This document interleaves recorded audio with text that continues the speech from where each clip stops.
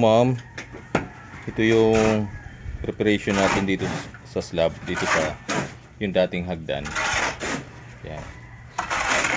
So ito kahapon, nilagyan na natin ng mga biga. Ngayon, yung nilagay namin, ito po, yung formas. Yan, lahat po ito plywood. Tapos yung latag ng ating bakal. Gumamit tayo dito ng 12mm. Yung pahaba nating bakal, yan, 12mm yung ginamit natin.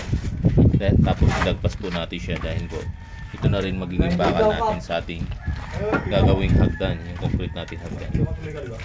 Yan. So itong mga bakal na to, siya na rin kakabitan natin ng hagdan sa bago. So ito mga yan. So slabing pa rin ginawa natin dito kahit maliit yung area. Tapos yan, papansin nyo ito. Dahil wala tayong matibay dito na poste na kinapitan, yung dating poste. Yan, nag-hook tayo ng mga bakal. Naka-hook din siya. Para po dagdag sa tibay ng ating ginawang slab. Kahit yung mga beam nito, nakahatak po siya. Kaya hindi po siya bibigay. Sa likod dito, sa kabila kasi tedious yung wala tayong makapitan. Nag-bound tayo ng mga bakal sa ilalim. Suporta lang din. So ito kasing bakal ng tedious, mapapansin nyo, napakaliit. Ayan na.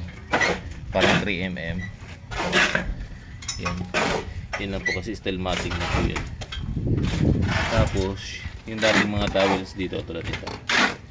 Yan. Hinatak na rin natin. Support natin sa ating beam. Meron din sa kabila. So din dito, meron tayong post dito corner. Yan, nilagyan natin sa hook. Ang pakapit din. Kaya ito na lang po mag-ano. Parang dito tayo kukuha ng tibay. Ginawa natin yung slab. So nakahook lahat ng bakal na. Same din dito sa gilid. Nilagyan natin ng mga additional na mga bakal na pambaon. Yan, katulad nyo. Yung mga baon tayong bakal din. Marami po ito mga kung kahit ngayon na paka namin, hindi siya bumibigay. Yan. Tapos ito, itong towels na to, yung dalawang towels na to. Ito yung offset natin. Dahil nga po, para hindi tayo alanganin sa gawin natin yung entrance natin papuntang terrace, yung sliding door natin. Yan. So for mamit pa rin natin yung kahit 1 meter, pwede siyang gawin nating sliding door. So ito na yung magiging natin. Tinibag na kasi natin ito ditong area. Dito nag-offset tayo. Halos nasa 40 meters, 40 cm. Ayan. So ang magiging finish din ng terrace natin 150 by 150. So ready na kami ng buhos. So ito po ma'am yung aming preparation dito sa slab na ito. So ito yan. Ito yung magiging pre-bars natin para sa gagawin natin yung concrete natin. Kamaya po video na lang din po yung finish nito, yung pagbubuhos. Sige po ma'am, ito po yung natapos namin ngayon ma'am.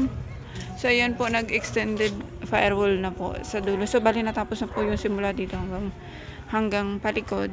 Then yung dito po nakakalahati hanggang dyan po sa gitna yung natapos nyan. So mapansin nyo medyo yung asentada natin sa taas. Medyo nahirapan kasi sila dyan gawa ng mga kable. Pero yan naman po ay tatansian po yan. So pagdating po sa finishing yan, nakaano na po yan. Tawag dito, pantay na po kasi tatansian naman po yan. Same po sa dito. Yan.